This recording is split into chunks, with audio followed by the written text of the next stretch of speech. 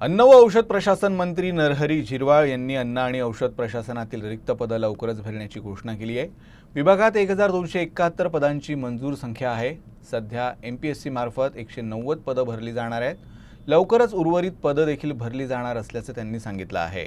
याशिवाय लवकरच विभागाकडून 288 मोबाईल व्हॅन खरेदी केल्या जातील आणि त्या क्षेत्रनिहाय वितरित केल्या जातील अशी माहिती सुद्धा त्यांनी दिली।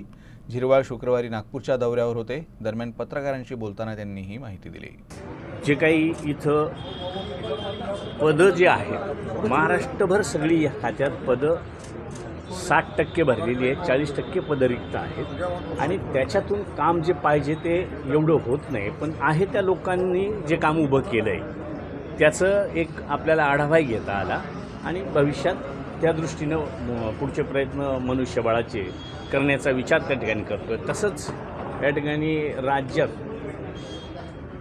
अनेक ठिकाणी लॅबची गरज आहे, पण आपल्याकडं लॅब 3च कार्यरत आहेत, 2 पूर्णत्वाला आलेले आहेत, त्याच्यातली एक नागपूर आहे। तर आज ही नागपूरची लॅब तिला काही इन्स्ट्रुमेंटची गरज आहे, काही 20 कोटी रुपयापर्यंतचा खर्च करणं कधी पूर्णत्वाला येईल। तर त्या दृष्टीनं ह्या बजेटला रीतसर मागणी त्याची केलेली आहे। ह्या आता परवा सुरू होणाऱ्या बजेटमध्ये त्याला मंजुरी मिळेल।